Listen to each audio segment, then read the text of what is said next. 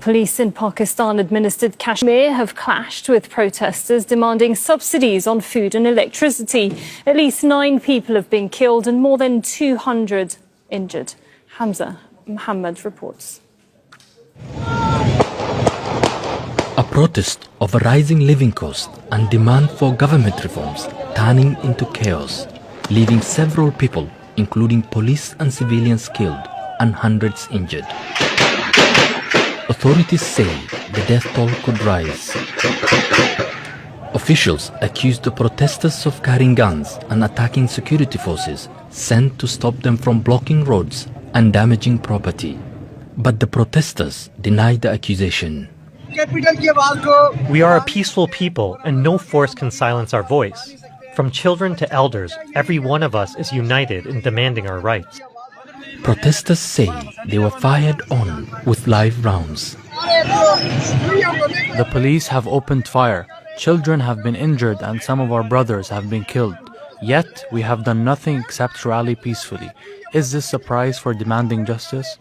The government says it has already agreed to most of the protesters' demands, including subsidies and reforms, but negotiations have collapsed. The unrest is led by the Awamiactioncommittee, a coalition of religious and political groups.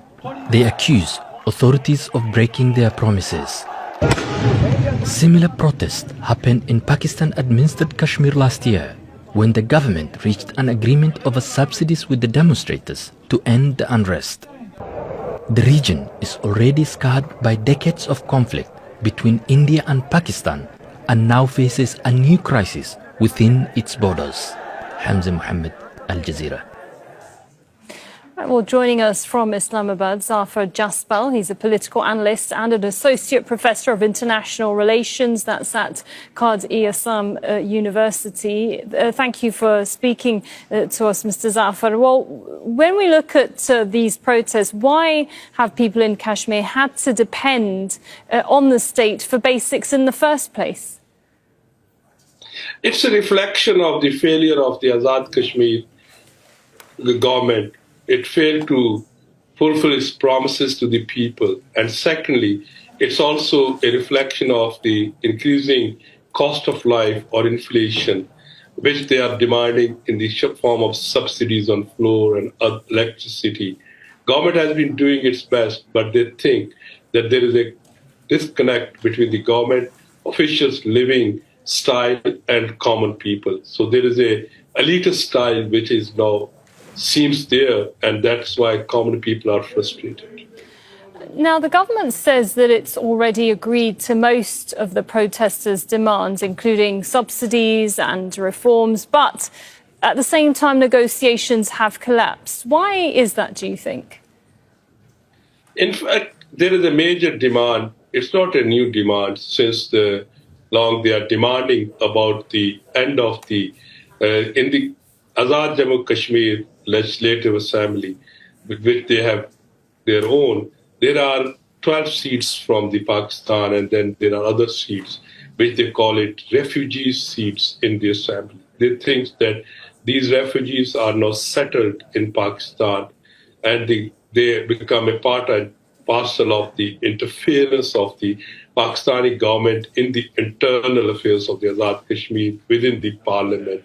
So these seats must be abolished. So this demand again and again, you can say, raised, but the government is not accommodating this demand. Besides the others, this is the major, you can say, stumbling block. And if this is the stumbling block, does that mean that this is more perhaps about, that there's more to it than just subsidies, that this is also about politics? And why is you said the demand has been raised, why is it being ignored? Because the general public, because many people from the Indian-occupied Kashmir, they settled in Pakistan in different cities. Many people migrated from the Kashmir when Mangla Dam was built. And there are other migrations. They say that even if we are living in Pakistan, we are Kashmiris, we have a right. But you have to not forget, if the right of vote within the Kashmir or their seats are not preserved, then there will be a difficult. So that is the point. But I think this needs a serious consideration where the central government team, which went there from Islamabad, very senior politicians from all the political parties, I mean the government parties, they debated, discussed there, but this is one plan. And second is that when this crisis started, that was the time that immediately, if they anticipate the crisis, and instead of using the police force, they used the dialogue. Definitely today there was a different situation. There is a different situation, but now we have some, you can say, casualties naturally settling down. On the casualties is taken time. So what you're saying, from what I understand from you, is there's more of a police crackdown here. What next now then for the protesters? As we saw in that report by my colleague, and also as you mentioned, a similar protest happened in Pakistan-administered Kashmir last year, again over subsidies. The unrest, though, did end with an agreement. So what has changed and what next? I think that in this agreement, definitely central government agreed on the subsidies. It agreed on the subsidy on the electricity, floor and other things. It will try to pump more money in the Kashmir for addressing especially the medical challenges. But we have to not forget the impact of the environmental changes and the way it is, you can say, hindering in the project completions. There are many projects which are delayed and the people are demanding. The main question is on the governance of the Azad Kashmir government. So they are protesting. And that's the point where, though it started by the common people for a common demands, but it has been broader in its scope, which included constitutional, or what you call it, statutory grants, and that is a difficult situation. So it seems to be expanding away just from subsidies. Thank you very much, Mr. Zafar Jaspal there. Thank you very much. Don't miss out the full picture. Subscribe to Al Jazeera for reliable news and expert insights. Like, share, stay ahead.